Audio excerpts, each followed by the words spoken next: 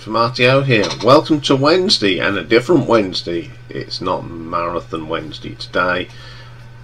It is live Battle of the Debuts today, because tomorrow there'll be no live stream because I'm off to see T-Rexity. But the good news is we have live stream tonight, so that's why I've swapped them around so we can have the poll as usual. So today is the last of the live album debuts, and we're going to do a bit of prog today. Well, you couldn't do a live album debut battle without a bit of prog, and the two bands I've picked today are two of my favourite prog bands, one being Emerson, Lake and Palmer and the other Genesis. So as usual, we'll do who released their album first. And in this case it was Emerson, Lake and Palmer, and the live album Pictures at an Exhibition, which features the rock adaptation of Modest Mogorski's Pictures of an Exhibition. Now this was performed at the Newcastle City Hall on the 26th of March 1971 and released in November of 1971. Of course, the performers on the air are the brilliant Greg Lake, Keith Emerson and Carl Palmer. No introduction to this band. All I'll say is they hit the ground running when they performed their first concert at the Isle of Wight Festival. So this opens up, of course, with first bit of the Pictures of an Exhibition, which is Promenade. Now Promenade, I think, has got one of the best. Keith Emerson's opening is wonderful. It doesn't matter who plays this opening, it always sounds good. It's just cross. Then we go into the Gnome. This is just pure indulgence here for Greg and Carl, and then Keith comes in on the keyboards. Then we go back into Promenade. This is a bit more gentle than the aggressive opening of Promenade. There's a great little vocal here from Greg, really does sound good and daunting. Then we get the Sage. This is another nice little piece. Some lovely acoustic guitar from Greg Lake in here. It's genteel, it's mystique, all in the same time. Next up is The Old Castle. This is a sort of frenzy here. It's got some great playing here. Carl's brilliant drumming and that great bass line from Greg. Then we get a blues variation. It rocks. It's a fantastic interpretation. Then we flip it over to side 2 and we get a little bit more of Promenade. There's more Carl's drumming in this, and it sort of starts building it. Then we go to the Hut of Baba Yaga, which is a majestic little piece. It's a great bass line again from Greg. Then we go to the Curse of Baba Yaga. This is brilliant.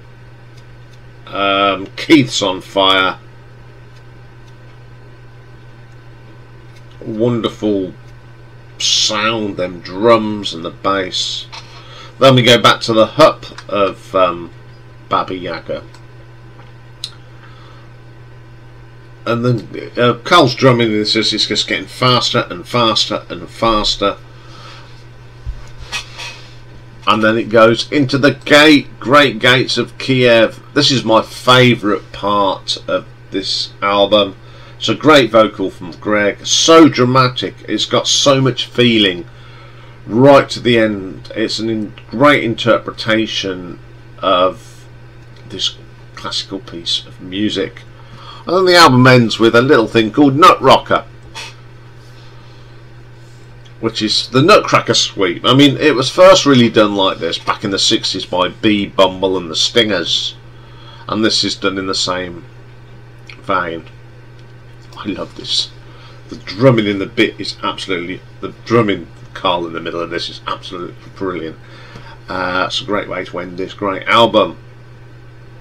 Right, there's so many. This piece of music appears on quite a lot of the live albums, but for me, this is the best version because you get the whole thing. You get sort of segments of on the other live albums, but this to me is the definitive. And the first time I heard it, it absolutely blew my mind. I know this is one of Mastermind Dave's favourite live albums. It's a great album. I love this album. I do play it a lot, and I love the actual proper classical piece as well. I think it's a fantastic piece of music. So that's what I think of it. Now let's see what the critics think. I always get it wrong. So after the album was recorded, Greg Lake was wary that its classical content would make the public compare Emerson, Lake and Palmer to the Nice, and argued against its release before Tarkus. It was done as a budget album. There's not much been written about it, but it did reach number 3 in the UK charts. In the US it peaked at number 10, but the album was included in the book 101 Albums You Must Hear Before You Die, which is pretty good. So let's have a look at the nuts and bolts here. Song quality. It's a great piece of classical music by Migorsky. Doesn't matter what form you get this in, it's just fantastic. The traditional classic or E.L.Ps. So I'm going to give that a 5 out of 5. Production, great production on this. Even this is 1971. It's clear, it's crystal clear. You can feels like they are playing it in your lounge. So I'm going to give that a 5 out of 5. Reception. Now forget what all the people were sort of moaning about it and the budget and the ins and outs. Top 10 in America, top 10 in the UK. Of course it went down storm. It's a great album. Everyone still talks about it that are into prog. So for reception, I will give it a 5 out of 5. Cover design. Well, I like the idea of it. I really do. But I think we could have had a few more pictures on it in the frames, on the band or something related to it. But it's still a great cover. It's an iconic cover. So I'm going to give that a 4 out of 5. So for Pictures at an Exhibition by Emerson, Lake and Palmer, give us a grand total of a 19 out of 20. Tough to beat that one. So here comes Genesis Live, that was released on the 20th of July 1973, initially for a radio broadcast on the American rock program King Biscuit Flower Hour, which have released lots of albums of great bands. And it's actually recorded here in the UK. Some of the tracks were done at the Free Trade Hall in Manchester, De Montfort Hall, Leicester. A great venue. I've seen a few bands there. And this was recorded in 1973 during the band's supporting tour of their album Foxtrot. Don't have to tell you who was in Genesis at the time, but I will, because it's just a great lineup, isn't it? We had on drums Mr. Phil Collins, bass Mike Rutherford, Steve Hackett on the guitars, Mr. Tony Banks on the keyboards, and Peter Gabriel. So this again is a single album. Opens up, of course, with Watchers of the Sky. Now this song is what Mellotrons were made for. It's just the best opening of a song using the Mellotron, and I think this version of it is far superior to the one on Foxtrot. Superb song, superb performance of that song. Then we have the quirky little Get 'Em Out by Friday. Again, this is a much better live. It's got more to it. It's definitely one of my favourite tracks off Foxtrot. Then we get a track from Nursery Crime, The Return of the Giant Hogweed, and it's brilliant. It is the best version. Phil's drumming on this is just absolutely dynamite. What a fantastic drummer this man was. Very underrated drummer. Then you get that lovely Rich Rickenbacker bass from Mike Rutherford, and that was side one. Side 2 opens up with that boom, and Peter Gabriel saying that was an unaccompanied bass pedal solo for Mr. Michael Rutherford, and a few chuckles. And then we go into the musical box, which is the definitive version of this. Some lovely flute here from Peter. What a good flautist again. Drumming from Phil's great. Steve Hackett's guitar work on this version is probably the best guitar on this song. I mean, Steve still plays this today, and it's a firm favourite, and I just love the ending of this. It's absolutely top draw. And then the last track on here is probably one of the heaviest tracks Genesis ever put out, The Knife. And this version is probably the best. It's a lot heavier, it's harder. Now, the original was played by Anthony Phillips, and Steve Hackett does a great job on this. That bass line, though, from Mike Rutherford is absolutely booming in. This is my favourite version of this track, and it's my favourite track on the album.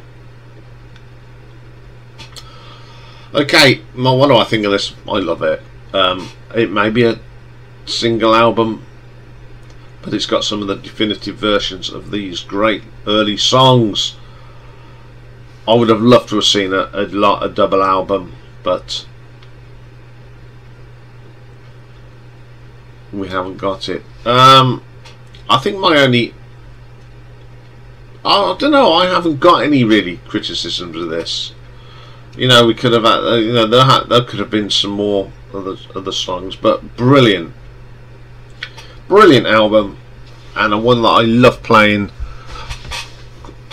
even today, especially for The Knife. So what did the critics? Now, there are a few bits written about it. Rolling Stone gave the album a brief but positive review, commenting this album goes a long way towards capturing gripping power and mysticism that many fans are claiming Genesis as the greatest band live ever. In a retrospective review by AllMusic, was positive. They remarked it's doubtful that anyone ever got a richer sound on a Mellotron on the stage than Tony Banks. Good stuff. It is. It's amazing on here. It also says Steve Hackett, Mike Rutherford and Phil Collins playing in all and quite amazing as a whole unit, holding together some very complex music in a live setting. They judged all the recordings to be superior than the studio originals. Absolutely right. So how did this do? Well, it got to it was the first Genesis album to ever get into the top 10. It got to number 9 and peaked at 105 in America.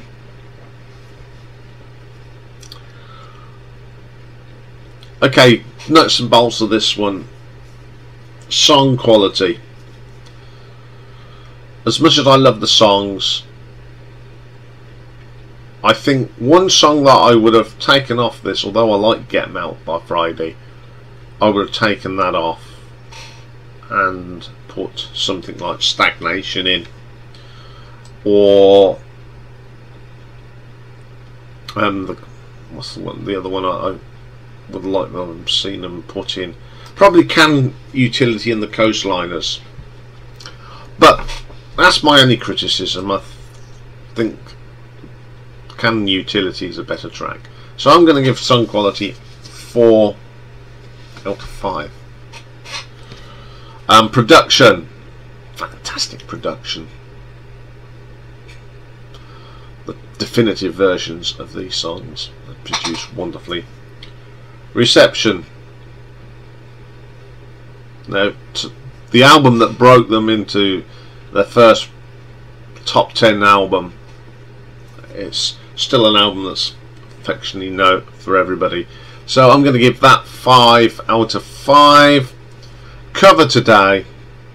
The design, sorry, cover today. I love the cover of this. Them performing on stage. Looks like it's taken from that picture's What Are the Skies because of what Peter's wearing. So I'm going to give that 5 out of 5. So for Genesis Live by Genesis gives us a total of 19. Total draw today. Once again, I cannot split these two up. I love these both the same. Two of the greatest single prog live albums ever to come out, capturing some great music of the time.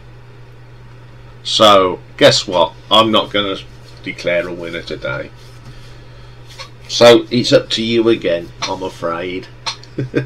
I cannot call this one because I love these bands so dearly, and whatever they put out is brilliant.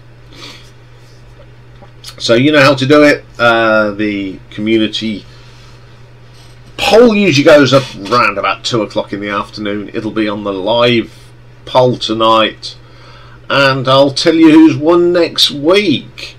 So that's all this one. Next week we go back to the normal Battle of the Debuts, back to the studio stuff. I'm sure we'll have another special coming up really soon. So what have we got left for you today? Well, we've got pick and mix, and this week it's in the camera's view, and we're going to look at a Rainbow concert that was on VHS that I had live between the eyes. And don't forget tonight, folks, it is live stream because there's no live stream tomorrow because I'm out watching T-Rextasy tomorrow night. So I will see you all later. Bye for now.